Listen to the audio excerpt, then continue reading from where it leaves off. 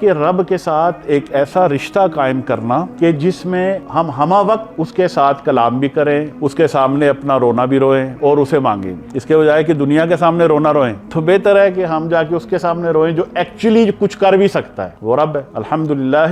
رب العالمین۔ مولانا جو فرماتے ہیں ایک حدیث مبارک، ادعوا اللہ وانتم موقنون بالاجابہ، کہ اللہ سے ایسے دعا مانگو کہ تمہیں یقین ہو کہ وہ قبول کرے۔ اللہ کے ساتھ نا ایک رشتہ قائم کر، ہمیں چاہیے کہ اس کے ساتھ ایک ذاتی، اور ہر بندے کا اپنا رشتہ ہے۔ اب میں اپنی کیفیت بیان نہیں کر سکتا ہوں کیونکہ وہ میری انفرادی، اب میرے رب کے ساتھ میرا رشتہ ہے، لازمی نہیں ہے کہ آپ کا بھی ایسا ہی ہو سکتا ہے آپ کا بہت بہتر ہو، اور جو جتنا قریب ہوگا اتنا ہی اس کا رشتہ بھی اچھا ہوگا۔ تو وہ آتی ہے نا، اذا سألک عبادی انی فإنی قریب، کہ اے حبیب جب یہ آپ سے میرے بارے میں پوچھے، اللہ فرما رہے ہیں تو پھر میں قریب ہوں، اجیب دعوت الداعی اذا دعانی، اور میں قبول کرتا ہوں دعا مانگنے والے کی دعا جب وہ مجھ سے مانگتا ہے۔ تو کہنے کا مقصد یہ ہے کہ اللہ کا قرب ہمیں چاہیے اور اللہ کے ساتھ ایک جو رشتہ ہے وہ ہم نے قائم کرنا ہے، اور جو